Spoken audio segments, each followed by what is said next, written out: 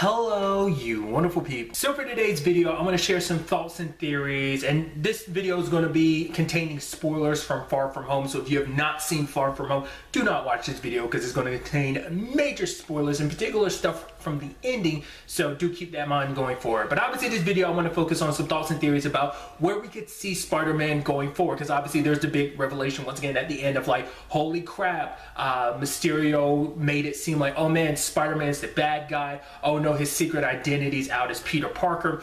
So the whole conversation is going forward, where could they potentially take this? And I've heard some interesting thoughts from other people, you know, about this whole situation. One thing I thought was kind of fascinating was kind of like, it's something I brought up during my review too, the whole thing of like, Peter is technically the only person in the MCU who has a secret identity, and now that's potentially out the window, which is interesting because because that always plays a big part in his dynamic, and especially because secret identities has never been a big thing at all. He brought that to the MCU. Once again, technicalities, because technically Daredevil did, but once again, that we're talking movie continuity, not just necessarily TV shows, but nevertheless, you get what I'm trying to say.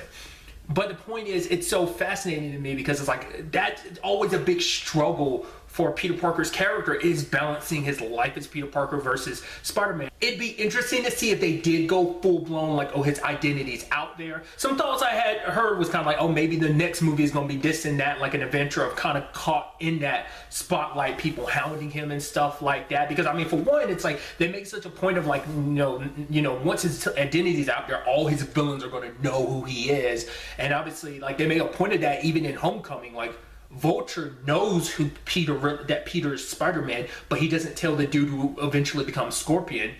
You know, so, but now that that's out there, like every villain who has beef with him, not even just them, just anyone willing to be like, yo, you know, you could have someone come up and be like, oh, I want to take down Spider-Man. There could be people who come after Peter to experiment on like, oh, how you got your powers and stuff like that, which is already a thing in Spider-Man's storyline of like people wanting to copy what he got. Because like some people have thrown in there like, oh, maybe some of this stuff could eventually lead to some Oscorp stuff kind of be introduced, which that's a big part of Oscorp stuff, is capturing Spider-Man to replicate his abilities. So like I said, that's just a whole bunch of stuff in itself. But another angle to this I didn't even really process at the time or when I watched the movie, but it wasn't until I heard other people kind of bring it up. The whole, obviously, you know, the whole J. Jonah Jameson situation. It's not like he's a full-blown, like, oh, credible news source to a certain extent. Like, obviously, everyone makes the parallels to, like, the whole InfoWars situation. Obviously, that's something that was tackled in the PS4 Marvel Spider-Man game. So the question then becomes like, okay,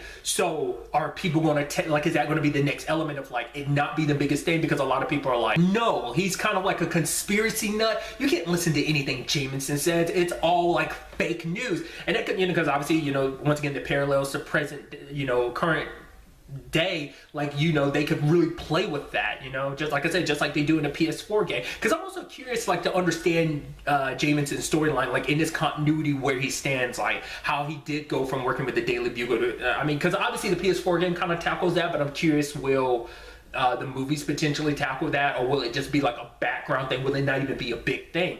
But I'm sure, like, you could still make the parallels, like, even if it's like, oh, that's Jameson, who cares? But the fact of the matter is, there's going to be people who are nuts enough to believe it. Like, oh, no, obviously, Peter Parker is Spider-Man. Let's go deal with that. I mean, even in once again, I brought that up before. Like, it's going to change his whole high school dynamic because, like, a lot of people who might not have been his friend before, like, whoa, you're Spider-Man. Obviously, once again, Flash did it. But I'm also looking at it from the positive thing. Like, once again, he's not only outed as Spider-Man, he's started to be the one responsible for everything that went down connected to Mysterio and the Elementals, so that's more of the issue. Like, there's gonna be people who would, like I said, I brought it up about like Flash being like, no, what, Spider-Man Peter, like, he's gonna be like, there's no way, you know, Penis Parker is, you know, Spider-Man. There's just no way. He's not cool enough, you know, don't besmirch Spider-Man's name like that. Like, I feel like out of anyone, Flash would be like the biggest defender of Spider-Man in that regard. But, you know, ultimately that comes down to like what they end up doing in the future. Like, I'm curious, like, will that be a big part of the story? Will it be a small part? Will it always kind of be like a background thing in the next movie?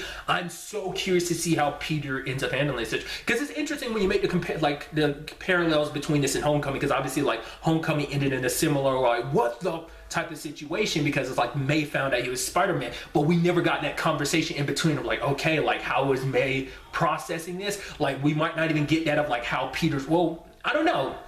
like I said, it's just gonna be interesting. Because just for Peter, it's like everything's kind of just like, hey, you know, I found my footing as a hero. Like, you know, I'm not worried about replacing Tony. I'm just going to be me. And then all of a sudden, like, you know, everything's good. You and MJ, it's like awesome. And then it's like, bam, this hits you. So it's going to be so interesting. Because some people had taken note of the fact is that he's just not in New York a lot, which I mean, to be fair, like the entire first movie takes place in New York, but I guess the whole like, oh, swinging around, doing the whole superhero thing, like he's doing it a little bit in Homecoming, but not to the extent of like, oh, he's full-blown Spider-Maning it up, saving the day from all these things, because everything in Homecoming was revolving around the Vulture, essentially, you know, as well as his need to try and be like, oh, I want to be one of the Avengers. So there's that whole aspect to it. So for a lot of people, it's like, oh, I'm going to be nice. This might interfere with this whole just being in New York, being Spider-Man, kind of living it up, doing his hero thing, you know? I mean, when this is all said and done too, like I said, I'm so curious what this could all potentially mean going forward for Peter's, you know, storyline in the MCU. But it also brought up something I completely forgot to talk about in the actual review too, was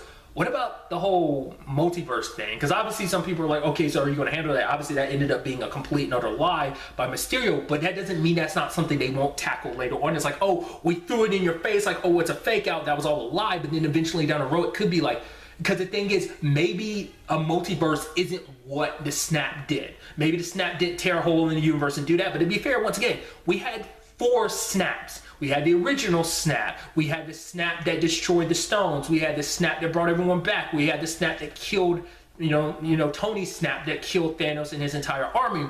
So that begs the question, like, that's some cosmic level energy being released 4 times, like on a massive scale, on a universal scale. So obviously there's going to be some ramifications for that, but it might not be in the form of a multiverse, or maybe later on it'd be like, holy crap, Mysterio pulled out of his ass, but it turns out to be true. I don't know. It's going to be very interesting to ultimately see, you know, potentially where that could take us down the road too, because, you know, because some people believe that the whole multiverse thing was a lie. I didn't. I was like, oh, maybe that's what they're really leaning into, but like I said, it turns out to be a lie, but it doesn't mean it'll stay a lie forever. Maybe it'll eventually turn out to be, oh, there is some truth to it. Like I said, it depends on how they handle this whole situation. In the comments down below, let me know some of your thoughts and theories about this situation. How do you think they'll handle the Spider situation going forward, Spider-Man / Peter Parker situation going forward? How would you want them to handle it going forward? I'd love to know your thoughts in the comments down below. Really, that's all I wanted to talk about. Until the next time we meet, be happy, be safe, live life to the fullest, and enjoy it. Good day and goodbye.